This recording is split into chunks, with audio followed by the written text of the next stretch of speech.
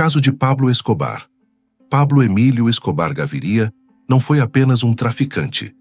Ele foi o homem que por anos manteve o Estado colombiano de joelhos. Como líder do cartel de Medellín, monopolizou o tráfico de cocaína para os Estados Unidos nas décadas de 70 e 80, acumulando uma fortuna estimada em 30 bilhões de dólares, tão vasta que ele mesmo relatava perder milhões por ano apenas para ratos que roíam as notas enterradas em seus esconderijos. Escobar utilizava uma estratégia brutal e direta: plata ou plomo, prata ou chumbo. Ou você aceitava o suborno, ou recebia uma bala. Sua guerra declarada contra o governo colombiano incluiu o atentado ao voo 203 da Avianca, que matou 107 pessoas inocentes, o bombardeio à sede do Serviço de Inteligência e o assassinato sistemático de policiais, magistrados e jornalistas. Ele chegou a pagar uma recompensa de $3.000 por cada policial morto nas ruas de Medellín, transformando a cidade na capital mundial do homicídio. O que tornava Escobar uma figura perturbadoramente complexa era seu lado Robin Hood calculado. Ele construía bairros inteiros e campos de futebol para os pobres enquanto gerenciava um império de sangue. Sua queda em dezembro de 1993, no topo de um telhado em Medellín, encerrou o reinado de terror de um homem que transformou um país inteiro em um campo de batalha. Mesmo décadas após sua morte, sua imagem permanece como o arquétipo definitivo do barão das drogas. O caso de El Chapo Guzmán. O nome Joaquim Archivaldo Guzmán Loera, o El Chapo, é sinônimo de poder absoluto e astúcia no submundo mexicano. Como chefe do cartel de Sinaloa, ele transformou o tráfico de drogas em uma operação logística de nível global, utilizando túneis subterrâneos de alta tecnologia, submarinos artesanais e uma frota aérea para levar cocaína, heroína e metanfetaminas aos 4 cantos do planeta. A audácia de El Chapo transcendeu os limites do crime comum. Ele ficou mundialmente famoso por suas fugas cinematográficas que humilharam os governos do México e dos Estados Unidos. Após ser preso em 2001, escapou através de um carrinho de lavanderia empurrado por cúmplices dentro da própria prisão. Em 2015, protagonizou uma das fugas mais humilhantes da história penitenciária mundial, desaparecendo através de um túnel de 1,5 quilômetros que começava no box do chuveiro de sua cela. O cartel de Sinaloa, sob seu comando, não apenas traficava drogas, mas impunha sua lei através de decapitações, torturas públicas e o controle estrito de rotas estratégicas que atravessavam fronteiras internacionais. A captura definitiva de El Chapo e sua extradição para os Estados Unidos expuseram um império de corrupção que permeava os mais altos escalões do governo mexicano, com generais e secretários de Estado na folha de pagamento do cartel. Hoje ele cumpre prisão perpétua em uma penitenciária de segurança máxima americana. Mas o rastro de violência e a infraestrutura criminosa que ele deixou continuam moldando a geopolítica do crime organizado nas Américas. O caso de Griselda Blanco. Antes de Pablo Escobar se tornar o nome mais temido da Colômbia, uma mulher já ditava as regras com uma brutalidade que assustava até os assassinos mais experientes. Griselda Blanco, conhecida como a Madrinha e a Viúva Negra, por supostamente ter ordenado a morte de seus 3 maridos, foi a pioneira das rotas de cocaína de Medellín para Miami nos anos 70. Ela foi responsável por inventar métodos de contrabando criativos, como lingeries com bolsos ocultos e malas de fundo falso, e por introduzir a tática de assassinatos por pistoleiros em motocicletas, uma marca registrada que assolaria a Colômbia por décadas. Griselda não apenas traficava, ela sentia um prazer sádico no poder e na violência. Estima-se que tenha sido responsável por centenas de mortes durante a sangrenta era dos Cocaine Cowboys em Miami. Sua paranoia e crueldade eram tão extremas que chegou a nomear um de seus filhos como Michael Corleone, em homenagem ao personagem de O Poderoso Chefão. Após anos de perseguição, foi presa nos Estados Unidos e posteriormente deportada para a Colômbia. O destino final de Griselda foi irônico e poético à sua maneira. Em 2012, foi assassinada em Medellín por um pistoleiro em uma motocicleta, o mesmo método de execução que ela mesma havia criado e popularizado no submundo do crime. O caso de Fernandinho Beiramar Luiz Fernando da Costa, o Fernandinho Beiramar, é considerado o traficante mais notório da história recente do Brasil.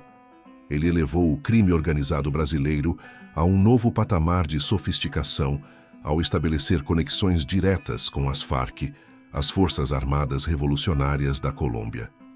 Beiramar não era apenas um revendedor de drogas, era um estrategista que operava na fronteira entre o Brasil e a Colômbia, trocando armas de guerra por cocaína de alta pureza, que era então distribuída pelas favelas do Rio de Janeiro, controladas pelo Comando Vermelho. Sua liderança era exercida com mão de ferro, e sua audácia o levou a viver escondido nas selvas colombianas, sob a proteção de guerrilheiros armados, até ser capturado em uma operação militar cinematográfica em 2001. Mesmo atrás das grades em presídios de segurança máxima, Beiramar demonstrou um poder de influência perturbador, sendo apontado como o mentor de rebeliões sangrentas, onde rivais foram executados dentro das próprias celas. Ele transformou o tráfico doméstico brasileiro em uma operação transnacional, mudando para sempre a dinâmica da segurança pública no país. Sua figura representa a transição do bandido de favela para o barão das drogas internacional. Atualmente, cumpre pena em regime de isolamento absoluto, e sua inteligência e conexões ainda são consideradas uma ameaça real pelo Estado brasileiro. O caso de El Mencho Nemesio Oseguera Cervantes, amplamente conhecido como El Mencho, é o líder do cartel Jalisco Nueva Generación, atualmente a organização criminosa mais agressiva e em maior expansão no México. Diferente de outros traficantes que buscavam certa discrição, El Mencho adotou uma tática de guerra declarada contra o próprio Estado. Sob seu comando, o cartel se transformou em uma milícia paramilitar equipada com armas de guerra, veículos blindados artesanais e drones explosivos. Um dos episódios mais audaciosos de sua trajetória foi a derrubada de um helicóptero militar mexicano com um lança-rojetas RPG em 2015. Um ato que demonstrou seu poder de fogo e sua disposição para o confronto direto com as forças armadas de uma nação soberana. El Mencho ficou conhecido por sua crueldade extrema, utilizando vídeos de execuções brutais postados em redes sociais como ferramenta de propaganda e terror para paralisar rivais e autoridades. Recompensas de milhões de dólares foram oferecidas tanto pelo México quanto pelos Estados Unidos por informações que levassem à sua captura. Ele permanece como o comandante invisível de um império que movimenta bilhões de dólares em metanfetaminas e fentanil, redefinindo o conceito de violência no narcotráfico moderno. O caso de Amado Carrillo Fuentes. Amado Carrillo Fuentes detinha um poder que poucos barões das drogas jamais alcançaram: o controle total dos céus. Líder do poderoso cartel de Juárez nos anos 90, ganhou o apelido de O Senhor dos Céus por gerenciar uma frota gigantesca de jatos Boeing 727, que utilizava para transportar quantidades colossais de cocaína da Colômbia para o México e, consequentemente, para os Estados Unidos. Enquanto outros traficantes apostavam em violência visceral e exposição pública, Amado era o mestre da discrição e da logística, comprando generais, políticos e delegados para garantir que seus carregamentos nunca fossem interceptados. Seu império era tão vasto que foi considerado o traficante mais rico do mundo na época de seu auge, com uma fortuna estimada em 25 bilhões de dólares. O fim de sua trajetória, no entanto, foi digno de um mistério de filme policial. Em 1997, Amado submeteu-se a uma cirurgia plástica facial radical para mudar sua aparência e escapar da perseguição internacional. Ele morreu durante o procedimento sob circunstâncias suspeitas que geraram teorias da conspiração até hoje. Alguns acreditam que foi assassinado, outros que a morte foi encenada para que ele pudesse viver no anonimato com sua fortuna. Pouco depois, os cirurgiões que realizaram o procedimento foram encontrados mortos, torturados e concretados em barris, selando os segredos de um homem que literalmente voava acima da lei. O caso de Frank Lucas. Frank Lucas foi o homem que quebrou o monopólio da máfia italiana no Harlem, Nova York, durante o final da década de 60 e início dos anos 70. Diferente de outros traficantes que compravam de intermediários, Lucas decidiu ir direto à fonte. Viajou para o Sudeste Asiático em plena Guerra do Vietnã e estabeleceu conexões no Triângulo Dourado para comprar heroína pura diretamente dos produtores, eliminando todos os atravessadores e maximizando seus lucros. O que deu a Frank Lucas uma aura de lenda sombria foi seu engenhoso e macabro método de transporte, conhecido como a conexão cadáver. Alegava-se que ele utilizava os caixões de soldados americanos mortos em combate para contrabandear quilos de heroína de alta qualidade para os Estados Unidos, explorando de forma perversa o respeito que os caixões militares recebiam nas alfândegas. Sua droga, apelidada de Blue Magic, era mais barata e potente do que qualquer outra disponível no mercado, o que o tornou imensamente rico e influente nas ruas de Nova York.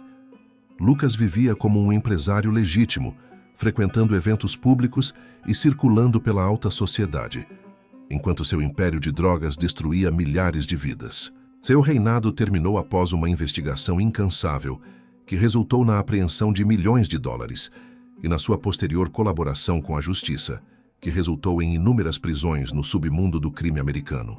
O caso de Nem da Rocinha. A história de Antônio Francisco Bonfim Lopes, o Nem da Rocinha, começa não com ambição criminosa, mas com o desespero de um pai diante da doença grave da filha. Em 2000, sua filha Eduarda foi diagnosticada com estiocitose X, uma doença rara e devastadora. Sem dinheiro para o tratamento, nem subiu o Morro da Rocinha e pediu um empréstimo de R$20 mil ao dono do tráfico local, Lulu, oferecendo em troca seu trabalho como segurança. Essa decisão mudaria sua vida e a de toda uma comunidade para sempre. Com a morte de Lulu em 2004, e após uma série de conflitos internos violentos, Nem assumiu o controle do tráfico na maior favela do Brasil. Seu estilo de comando era radicalmente diferente dos predecessores. Ele reduziu a violência, organizou a comunidade, bancou tratamentos médicos para moradores, organizou shows e eventos e manteve uma ordem que chegou a atrair moradores de classe média para os bailes da Rocinha. A quadrilha chegou a lucrar entre 10 e 15 milhões de reais por mês. Mas por trás da imagem de provedor social, havia um império de drogas que controlava metade da cocaína consumida na cidade do Rio de Janeiro. Em novembro de 2011, Nem foi preso enquanto tentava escapar escondido no porta-malas de um carro cercado de malas de dinheiro. Ele chegou a tentar subornar os policiais com $570 mil. A oferta foi recusada. Hoje cumpre mais de 96 anos de pena em uma penitenciária federal de segurança máxima em Porto Velho, jogando xadrez à distância com outros presos através dos corredores da prisão. O caso de El Mayo Zambada. Enquanto nomes como Pablo Escobar e El Chapo tornaram-se ícones da cultura pop devido às suas prisões e mortes espetaculares, Ismael El Mayo Zambada permaneceu por mais de 5 décadas como o fantasma mais poderoso do crime organizado mundial. Cofundador do cartel de Sinaloa, ao lado de El Chapo, El Mayo é frequentemente descrito pelos investigadores como o verdadeiro cérebro estratégico por trás da organização. Sua maior habilidade foi a discrição absoluta e o uso cirúrgico da corrupção em vez da violência ostensiva, o que lhe permitiu nunca ter passado um único dia atrás das grades durante décadas de tráfico internacional. Ele operava a partir de refúgios nas montanhas de Sinaloa, mantendo uma rede de lealdade e proteção que parecia impenetrável para qualquer força policial ou militar. No entanto, o mistério de sua impunidade sofreu um golpe histórico em julho de 2024, quando foi capturado em solo americano após uma suposta traição orquestrada por um dos filhos de El Chapo. A queda de El Mayo marca o fim de uma era dos velhos guardiões do tráfico mexicano, homens que operavam sob um código de ética criminosa e discrição que o tempo e a nova geração de cartéis parecem ter abandonado completamente. O caso de Rafael Caro Quintero. Rafael Caro Quintero, conhecido como o Narco dos Narcos, foi um dos fundadores do extinto Cartel de Guadalajara e é uma figura central na história do narcotráfico mexicano. Nos anos 80, foi responsável por plantações de maconha de escala industrial, como o famoso Rancho Búfalo, onde milhares de camponeses trabalhavam em campos que se estendiam por quilômetros na região de Chihuahua. No entanto, sua trajetória ficou marcada para sempre pelo sequestro, tortura e assassinato do agente da DEA, Henrique Kiki Camarena, em 1985. Durante 30 horas de tortura brutal, Camarena foi questionado sobre operações de inteligência americanas antes de ser executado. Este crime provocou a maior caçada humana da história da agência americana e mudou permanentemente as relações diplomáticas entre o México e os Estados Unidos. Quintero foi capturado e passou 28 anos na prisão. Em 2013, foi solto de forma controversa por um erro processual e imediatamente desapareceu nas sombras, fundando um novo cartel e voltando a operar no tráfico de drogas e armas como se nunca tivesse sido preso. Sua liberdade durou até 2022, quando foi recapturado pelos fuzileiros navais mexicanos em uma operação de alta inteligência e posteriormente extraditado para os Estados Unidos. Caro Quintero representa o elo entre o tráfico rural das antigas famílias mexicanas e a brutalidade corporativa dos dias de hoje. O caso de Irmãos Rodríguez Orejuela. Gilberto e Miguel Rodríguez Orejuela foram os fundadores do cartel de Cali e os maiores rivais de Pablo Escobar. Diferente da brutalidade caótica de Medellín, os irmãos Orejuela operavam como executivos de uma multinacional, ganhando o apelido de Os Cavalheiros, pela sua paciência e precisão estratégica. Eles acreditavam que a violência excessiva chamava a atenção desnecessária, e por isso investiram bilhões em uma rede de corrupção que chegava até a presidência da Colômbia, com escândalos documentados de financiamento ilegal de campanhas políticas. Sob o comando deles, o cartel de Cali chegou a controlar 80% do mercado mundial de cocaína após a morte de Escobar, utilizando uma fachada de empresas legítimas, farmácias e até clubes de futebol para lavar dinheiro em escala industrial. O sistema de inteligência dos irmãos era tão avançado que grampeavam telefones de autoridades e possuíam informantes em quase todos os setores do governo colombiano e americano.